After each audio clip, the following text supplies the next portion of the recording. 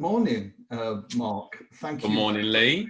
How are you? I'm very well, thank you, and thank you very much for joining me. It's kind of a slightly surreal experience. Author meets audiobook recording artist. Yeah. And so thank you very much. I just thought it'd be great to have a conversation about our different perspectives on the experience. So 100%, yeah. I wonder if this is done much. I wonder whether actual authors do meet their sort of voiceover artists that narrate their book. Well, you know, I know a few authors, not that many, but I know a few authors, and I don't get the impression that they do, to be honest. And I don't get the impression that authors are kind of that involved in the process. Things are handed over a little bit, and that's one of the things that I thought it would be interesting to kind of reflect upon. You know, as a debut author, I am learning as I go, and I thought it'd be great to share our different perspectives. Absolutely, yeah. Look, and who knows, after this, maybe more people will do this, you know, or they'll look at it and avoid it like the plague. So we don't know. We don't know which way it's going to go. Yeah, that didn't work. But I'm interested in. So I know that you have experience in film and in television and in theatre, and I was wondering how the experience of recording an audiobook compares to all of those experiences. I would say the first thing, ultimately, that all of those mediums, the most important thing is, or should be, the story. You know, that should always be the thing that you're trying to get across. If you've got a good story and you tell it well, then that's job done, basically. And I guess when you strip down, you know, an audiobook, really, me sitting in front of a microphone, it's, you know, it's very, it is, you're the one that has to tell this story. You're the one with the responsibility, basically. You can't rely on a team of people like you do in theatre. Yeah. You make sure that you use all of your training and all of your skills to use your voice to tell this story. That's like a one-man show, really, I guess. Yeah, you're the cast. You're the entire. Absolutely, yeah. So it does take some getting used to, I think. And I think the more you do, the more comfortable you get with your own ability, really. And it's fun, you know, and that's what it should be, really. It's just like a different branch of the same tree, if you like. Well, I'm glad to hear that. I'm glad to hear that it was fun. I would hate to think we will hear more about where and how you did it, but you know, you must have been locked in a relatively small room for at least 8 or 9 hours. So yeah. I'm glad that you enjoyed the experience. So how did you become involved with Oddbird specifically? How does that happen? How do you get approached? So I did a demo, and it was the first chapter, which is very funny, between, you know, mostly sort of between the two characters, Simon and Phil. And then I chose to kind of, you know, decided on what accents I thought were kind of right. And then sent that off, you know, and with most auditions, it's hard because you the moment you've done it, you have to let it go, really. And not think about it. And then if you happen to get a job, then fantastic. And then I got some feedback from the author. I thought, this is unusual. He's a very difficult man. Outrageous. And it said, has he even read the book? No, it didn't. It said basically that they got some really good feedback just about, you know, the voices of the characters and getting that right. And I just remember the main character, Simon, was one tip was make him more buttoned up, is what you wrote, yeah. which was great because I could make him a bit more really heightened RP, quite sort of clipped, yeah. and that seemed to balance with his friend Phil, yeah. Who I had initially done like some gruff Cockney geezer. And the problem is, in my defense, you don't get a chance really to read the whole book, yeah.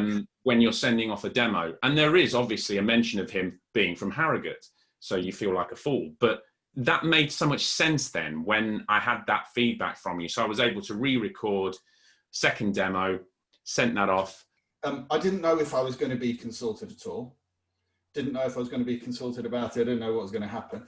And then I received, via my agent, I received the sample, and I took a listen to the initial sample where Phil was a little bit gruff, and and I kind of gave the feedback. But I also said, look, I think this. I'm sure that this gentleman is going to be able to do a great job of it. But I just think this is what I was thinking about a little bit more for the voices. And what was fantastic, and I played it to my daughter, who was visiting at the time, she doesn't anymore, but she used to do quite a bit of acting. And I sort of said, look, this is what I'm thinking. And she's also read the book. And this is what I'm thinking. Do you think I'm right? And she said, yeah. And which doesn't happen a lot.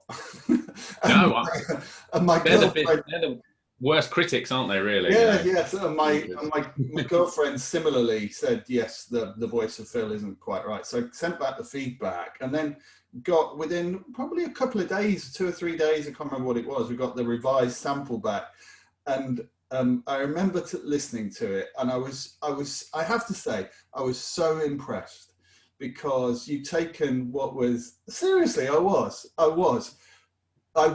because I'll tell you, so impressed, because you had taken what was probably just 2 to 3 lines of direction, and you had nailed Simon and Phil, and it was so good. And I had a great big smile on my face, and I played it to my daughter, and we were all nodding and saying, yes, that is exactly right. I know this is what you do, but for somebody who doesn't do that, it was great. Well, I mean, it's your baby, so clearly, you know it better than anyone. So it's very clear. It was clear to see what you were looking for. But just those little pointers it helped me, because it made the relationship more real, and it made sense, especially where they're from, what they do for a living. All of those things are sort of informed by the way that they, kind of speak and stuff. So we had to get it right. And it's sad to think that there might be, I'm sure there are audiobooks out there where the author either hasn't listened to it or thinks, oh, crikey, I know that's not how I saw that character at all, It's a difficult one, I guess, to let go. But it was nice to get, I welcome the feedback, to be honest. I'm a kind of actor that loves being directed. And there will be people out there going, well, he should have read the book properly from start to finish. And why would you read the book for a pitch? I mean, exactly. I was aware that I think, as I was talking to Hattie, my daughter, I was saying, look, I imagine that he's been given 2 or 3 pages, or maybe the first chapter, and this is what they've asked him to respond to. Yeah, I guess.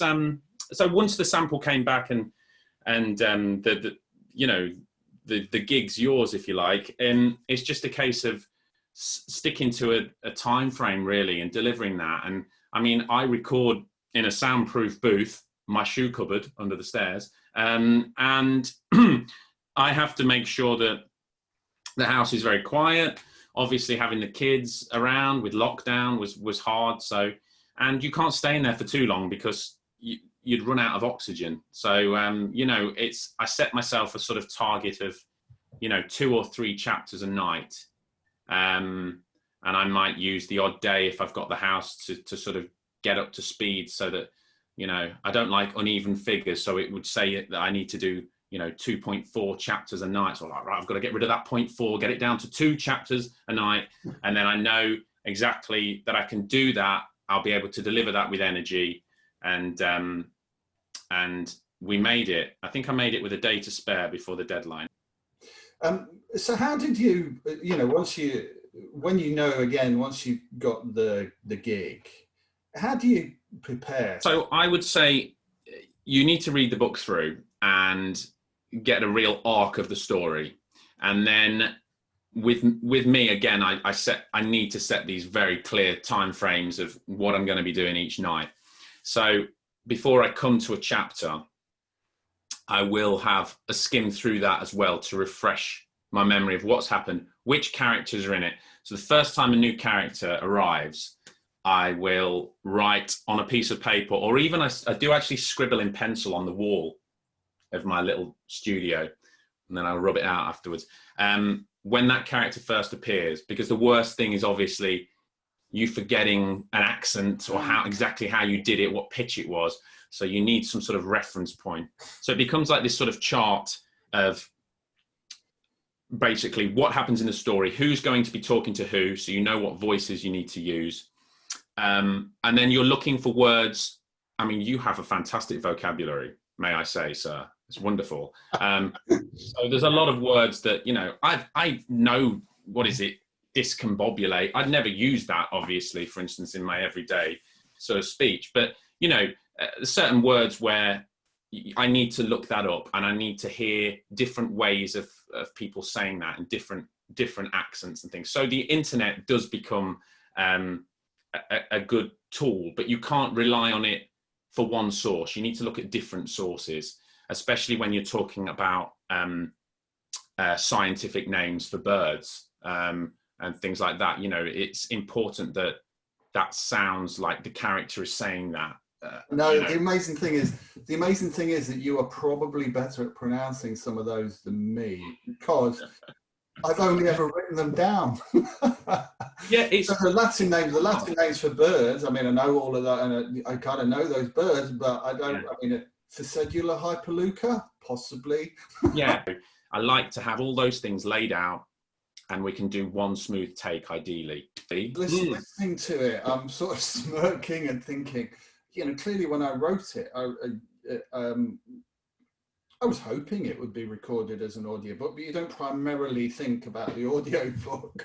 And now listening, Pirula, and Kalo, who's Spanish, and Charlotta, who's Swedish, but goes off to Australia and develops Australian accent. I'd just like to take this opportunity to apologise.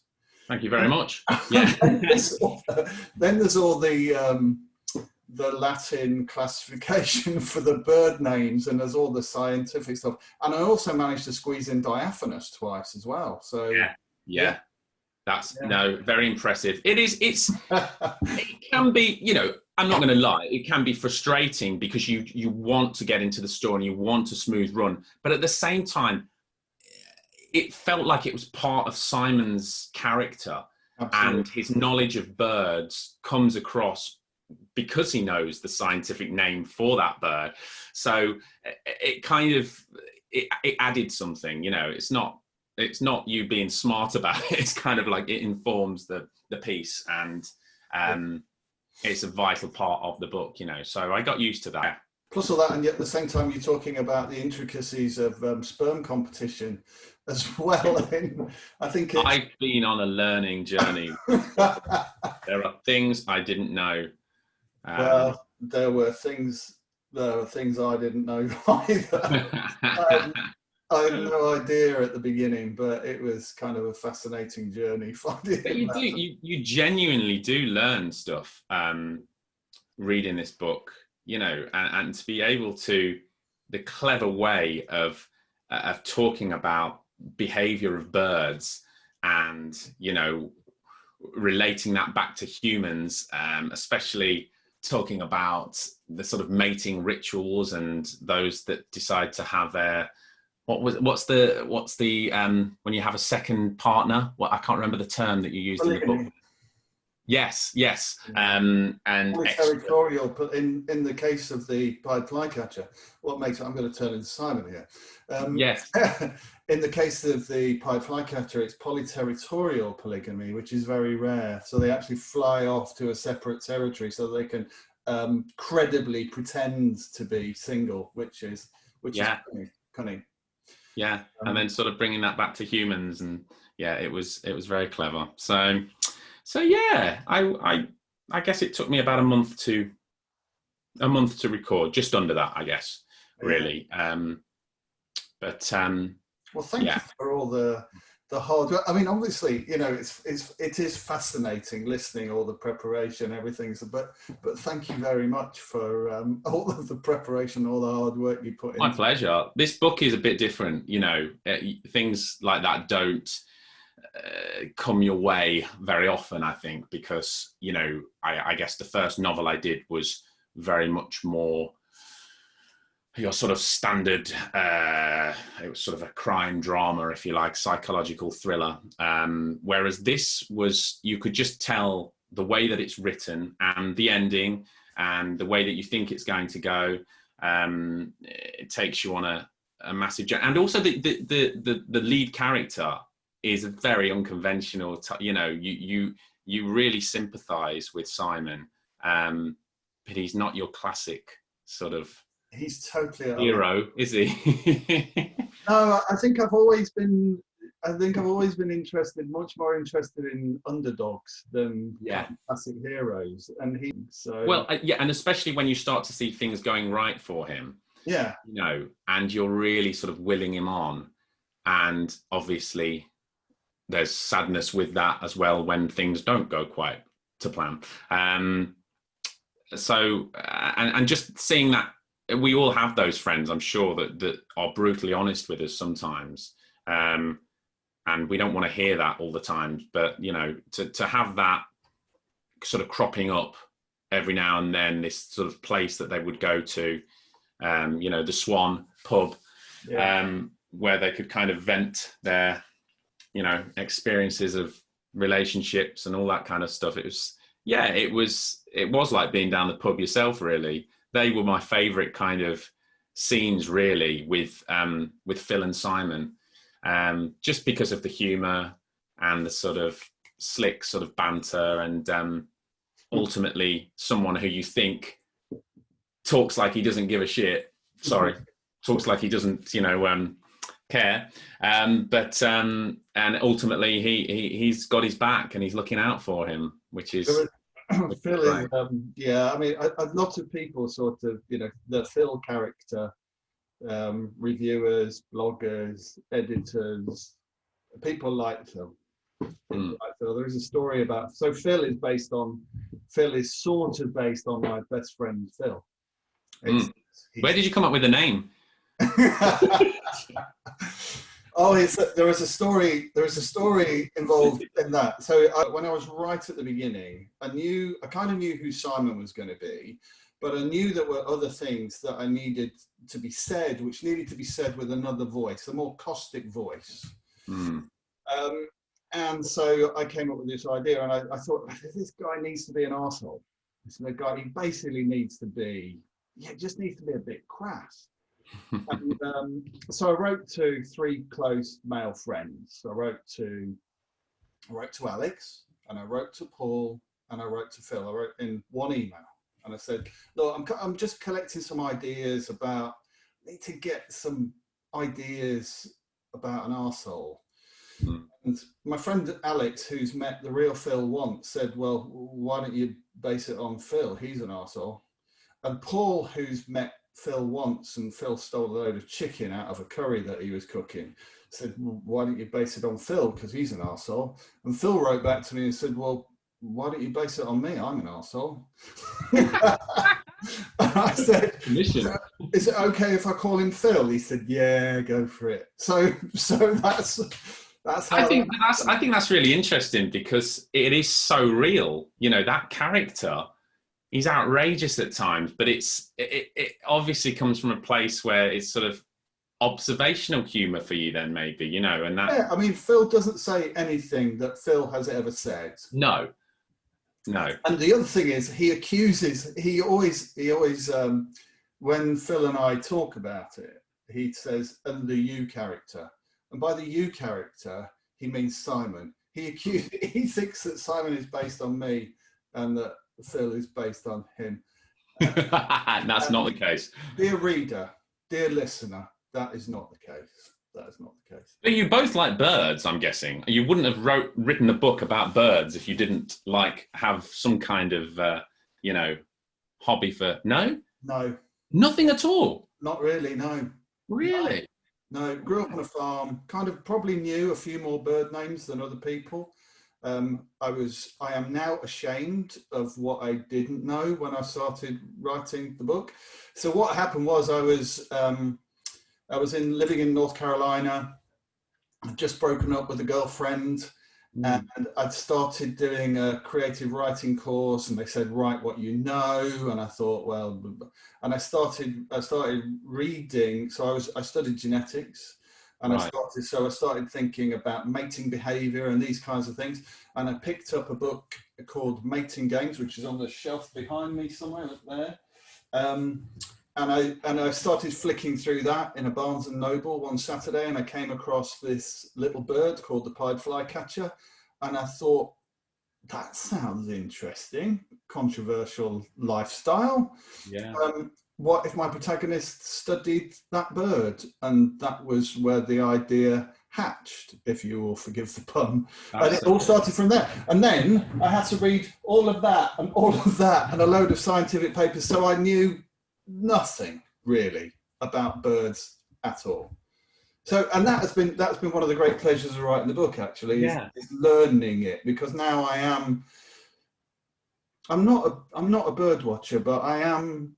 I do a lot of work at walking, and I like to listen to birds, and I like the bird feeders in the garden, and I like it's a real pleasure, and I'm constantly trying to infect other people now with what a simple, wonderful pleasure it is. Isn't it? I mean, we're very blessed. We've got a lovely garden here, and we had a sparrowhawk in the garden the other day, and I love just seeing the different varieties of bird. And I don't think you have to be a bird watcher to appreciate that. And even Simon's not a bird watcher. Absolutely not a bird watcher. Not. But it's clever to hear where the spark came from. That's really interesting. Yeah, and and just like I say, these parallels with humans and their mating rituals, and this similarity that is drawn at certain key points in the book with birds, I thought was very clever. Yeah, enjoyed that. I've heard you record Phil and Simon, and you've also given us a bit of a hint about the challenges of recording Charlotta. But I'm very interested. So, how do you deal with female voices? How do you deal with foreign accents? How do you deal with combining all of that business? Yeah, it certainly is a challenge. I think the main thing is you're not trying to pull the wool over the listener's ears and say, I am a woman, or there is another character. So I think it's a mistake to try and go uber feminine. I have a naturally deep, resonant, slightly nasal, voice, and that quality has to come out in some extent with all the characters. So I think, yes, you're making a clear distinction between the characters, but I think, with a female character, you would just raise that pitch slightly. So you're inferring, obviously, it is a female, but not becoming bogged down with the kind of, I'm a lady. So I think that's going to. You just put Pippa to life. Yeah, there she is. Yeah, so it's that kind of thing, really, and being aware that I never want two characters to sound alike, really. So just having that slight, clear distinction, whether that's in tone or pitch or accent, I think that's what you do. You're not, basically, with accents, it's trickier because there are accents. I'd never done a Swedish with a hint of Australian before. I'd never, 3 different Swedish accents sort of at once, and there's a lot of Italian and all sorts in there. I mean, you had I think, was there any nation that you left out, really? I mean, I don't know. No, it's great. Possibly Papua New Guinea, but Papua New Guinea, yeah. That was an oversight. Yeah. I think America was in there. I think Scottish was great. Enjoyed doing that. Was there any one part of the book in particular that you particularly enjoyed recording?